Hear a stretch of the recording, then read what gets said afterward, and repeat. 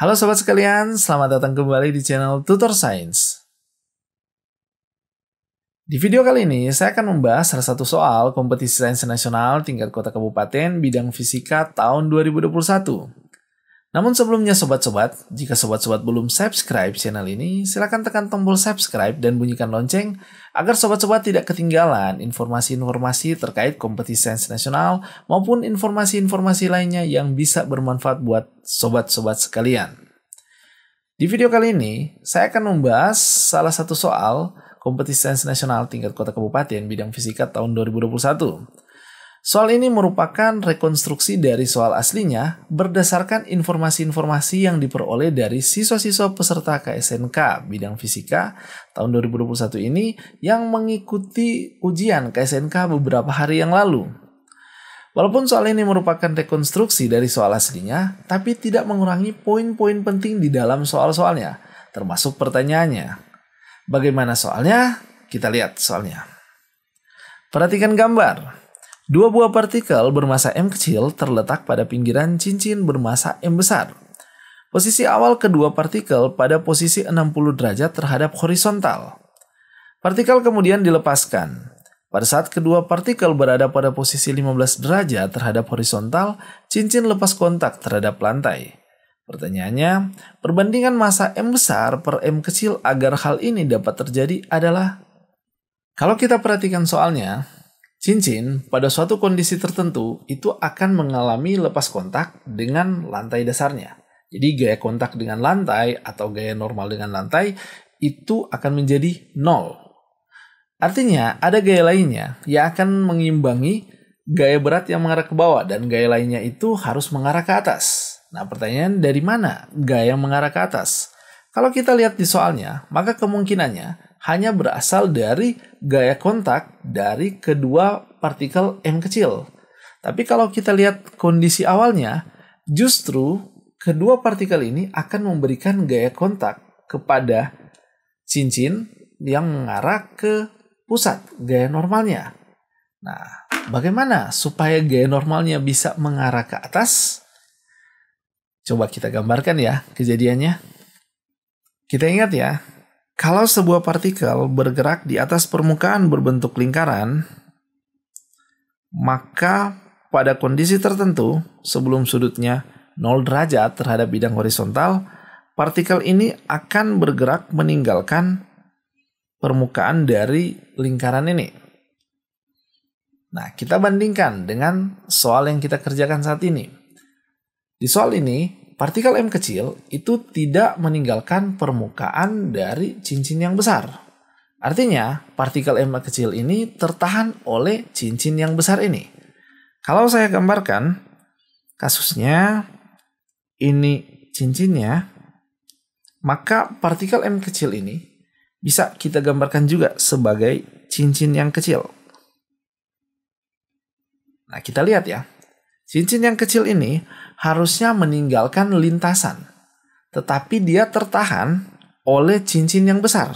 Jadi kalau saya gambarkan, misalkan ini permukaan cincinnya, maka pada kondisi tertentu, ketika sudutnya semakin kecil, maka cincin ini akan tertahan. Dan dia akan tertahan oleh gaya kontak antara cincin besar dengan partikel. Dan arahnya ke pusat dari lingkaran atau dari cincin yang besar ini. Nah, kita lihat sebaliknya, pada cincin yang besar itu akan mengalami gaya kontak dengan partikel yang kecil, ya, atau cincin yang kecil, dan gaya kontaknya mengarah ke luar. Nah, gaya kontak inilah yang memiliki proyeksi ke arah vertikal. Karena dia ada dua benda, M kecil yang kiri dan kanan, maka dia berpotensi untuk menyebabkan gaya kontak dengan lantai itu pada kondisi tertentu akan menjadi 0. Biar lebih mudahnya, coba kita gambarkan secara keseluruhan ya. Jadi, cincin pada sudut yang semakin kecil, dia akan mengalami gaya kontak dengan kedua benda, itu arahnya keluar. Di soal sudah disebutkan dia akan lepas kontak pada sudut 15 derajat. Tapi saya coba tuliskan dalam bentuk variabel theta dulu. Jadi pada saat dia sudut theta terhadap bidang horizontal, maka cincin ini akan mengalami gaya kontak sebesar N dan proyeksinya ke arah vertikal itu sebesar N sin theta. Dan ada dua ya, kiri dan kanan. Besarnya juga sama besar karena kedua masa ini, masa M kecil itu identik dan sudut awalnya juga sama. Nah, kita lihat ya, terhadap lantai awalnya dia memiliki gaya kontak juga, misalkan N2, dan dia memiliki gaya berat mg. Kita tuliskan persamaan geraknya ya. Karena bendanya tidak bergerak, jadi sesuai hukum Newton 1, dia nilainya sigma F sama dengan 0. Kita putuskan nilai yang ke atas itu nilainya positif, jadi N sin theta plus N sin theta plus N2 plus minus mg atau kurang mg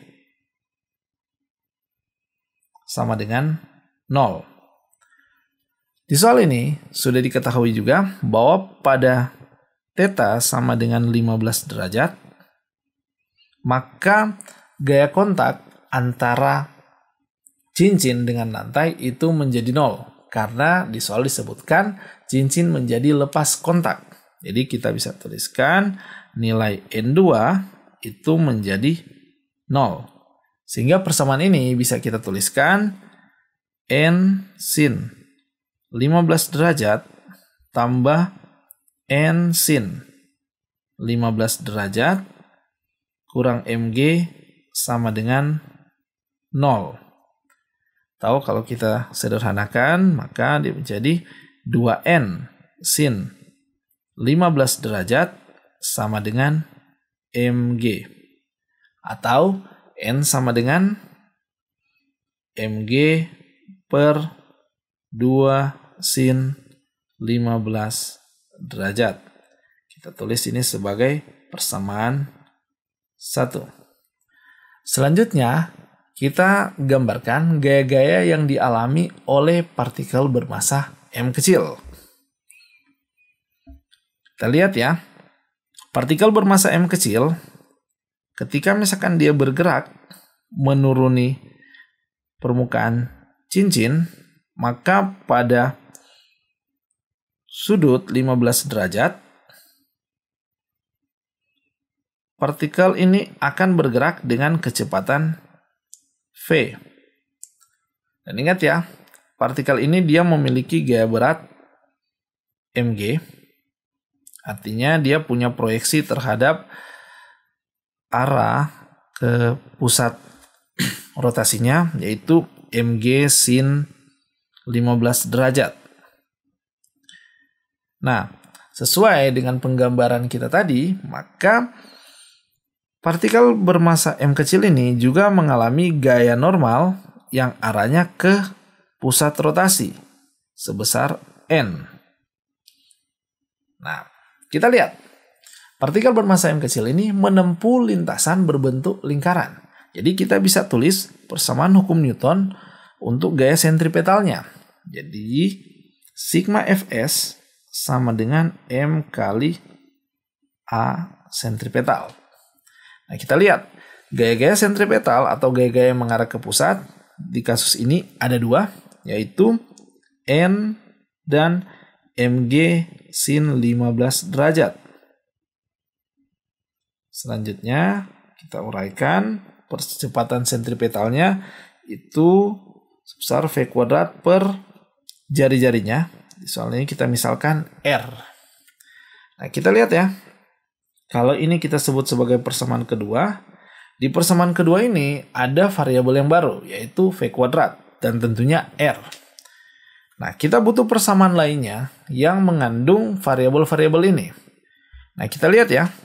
Partikel mengalami perubahan posisi dan dari keadaan diam memiliki kecepatan V. Berarti kita buat persamaan yang mengandung energi kinetik dan energi potensial, yaitu hukum kekekalan energi. Nah, kita perlu membandingkan dua keadaan. Jadi kita bandingkan keadaan awal di mana partikel berada di posisi 60 derajat terhadap bidang horizontal dan keadaan akhirnya yaitu ketika partikel berada di posisi sudut 15 derajat terhadap bidang horizontal. Biar lebih mudah, coba kita gambarkan ya. Jadi kalau misalkan ini permukaan cincinnya, maka awalnya partikel itu berada di sudut 60 derajat terhadap bidang horizontal ya. Nah, selanjutnya posisi akhir yang akan kita tinjau yaitu ketika partikel berada di sudut 15 derajat. Untuk mempermudah perhitungan, kita misalkan jari-jarinya R. Nah, kita lihat ya. Kalau kita menyebutnya kondisi awal itu ketika sudutnya 60 derajat, maka posisi awal dari partikel itu kita bisa dengan mudah menghitungnya bahwa tinggi dari partikel ini adalah R sin 60 derajat. Ya. Kita tinggal proyeksikan ya. Kemudian untuk tinggi akhirnya dari partikel bermassa M kecil itu sebesar R sin 15 derajat. Nah, dari sini kita bisa tuliskan ya, tapi jangan lupa ya, bahwa dia memiliki kecepatan V ketika berada di posisi 15 derajat terhadap bidang horizontal. Nah, kita tuliskan persamaan hukum kekekalan energinya. Jadi energi mekanik sebelum, yaitu energi potensial dan energi kinetik sebelum untuk kondisi awalnya, itu yang dia miliki hanya energi potensial, yaitu mg dikali ketinggian. Dan ketinggiannya adalah mg R sin 60 derajat. Nah, untuk energi kinetiknya, karena dia awalnya diam, dan di kasus ini dia tidak didorong, tapi dilepas secara alamiah, maka energi kinetiknya 0. Nah, selanjutnya, untuk energi mekanik sesudah, itu kita tinjau pada posisi partikel berada di sudut 15 derajat terhadap bidang horizontal. Kita lihat ya, untuk energi potensialnya, partikel itu memiliki ketinggian R sin 15 derajat. Dan partikel ini memiliki energi kinetik karena dia bergerak dengan kecepatan V. Jadi bisa dituliskan energi kinetiknya 1/2 mv kuadrat. Nah, coba kita selesaikan ya. Untuk persamaan ini kita buat menjadi lebih sederhana. Nah, semua mengandung nilai M ya. Kalau saya pindah ruaskan, nilai 1/2 V kuadrat, itu berarti nilainya sama dengan GR sin 60 derajat dikurangi GR sin 15 derajat. Nah, kita kalikan 2 persamaan ini, maka kita akan dapatkan V kuadrat sama dengan, nah kita buat lebih sederhana ya, untuk ruas kanannya 2GR kita keluarkan, maka kita dapatkan di dalam kurung sin 60 derajat dikurangi sin 15 derajat. Nah, kita sebut ini sebagai persamaan yang ketiga. Oke. Selanjutnya, kita coba kombinasikan persamaan 1, persamaan 2, dan persamaan 3. Nah, kita lihat ya, persamaan 1 itu nilai N sama dengan, persamaan 3 itu V kuadrat sama dengan. Jadi, kita substitusikan persamaan 1 dan persamaan 3 ke persamaan 2.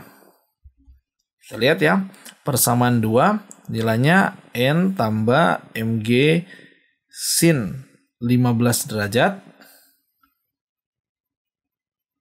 sama dengan mv kuadrat per R. Nah, kita substitusikan ya. Dari persamaan 1 kita dapatkan nilai N mg per 2 sin 15 derajat. Kita substitusikan jadi mg per 2 sin 15 derajat tambah mg sin 15 mg sin 15 derajat sama dengan M kali V kuadrat, kita ambil dari persamaan 3 ya. Nilainya 2GR sin 60 derajat kurang sin 15 derajat per R ya. Nah, kita sederhanakan persamaan ini. Untuk di ruas kanan, nilai R bisa dieliminasi. Dan baik persamaan yang ada di ruas kiri maupun kanan, ini semua mengandung variabel G. Nah, selanjutnya kita pindahkan variabel di ruas kiri yang mengandung M kecil. Jadinya persamaan M per 2 sin 15 derajat itu sama dengan 2M kali sin 60 derajat kurang sin 15 derajat kurang M sin 15 derajat. Nah, kita coba uraikan ya ruas kanannya. Kalau kita kalikan ke dalam, kita dapatkan 2M sin 60 derajat kurang 2M sin 15 derajat kurang M sin 15 derajat. Dan ruas kanan ini bisa dibuat lebih sederhana lagi menjadi 2M sin 60 derajat kurang 3M sin 15 derajat. Kalau kita keluarkan variabel M kecilnya, maka kita akan dapatkan M kali 2 sin 60 derajat kurang 3 kali sin 15 derajat. Nah, kita lihat ya. Di ruas kiri ini mengandung M besar per 2 sin 15 derajat, dan di ruas kanan mengandung nilai M kecil dikalikan dengan 2 sin 60 derajat kurang 3 sin 15 derajat. Nah, kalau kita pindahkan nilai M kecil di ruas kanan ke ruas kiri, maka kita bisa dapatkan perbandingan M besar per M kecil itu sama dengan 2 sin 15 derajat kali 2 sin 60 derajat kurang 3 kali sin 15 derajat. Nah, ingat ya, di KSNK tahun 2021 ini untuk bidang fisika diperkenankan menggunakan kalkulator. Jadi, untuk mempermudah perhitungan, kita gunakan kalkulator. Tapi ingat ya, untuk kalkulator saintifik. Nah, kalau kita hitung, maka kita akan dapatkan nilai M besar per M kecil itu diperoleh 0,49, 2 angka di belakang koma, sesuai dengan syarat untuk default pengisian jawaban isian singkat di KSNK tahun 2021. Bagaimana sobat-sobat? Bisa diikuti kan? Itu dia pembahasan salah satu soal kompetisi sains nasional tingkat kota kabupaten bidang fisika tahun 2021. Semoga bisa bermanfaat ya. Jika ada pertanyaan terkait soal ini maupun soal-soal lainnya, silakan tulis di kolom komentar yang ada di bawah ini ataupun bisa menghubungi kontak email yang ada di channel Tutor Sains ini. Sampai ketemu lagi di video kita selanjutnya dan bye-bye.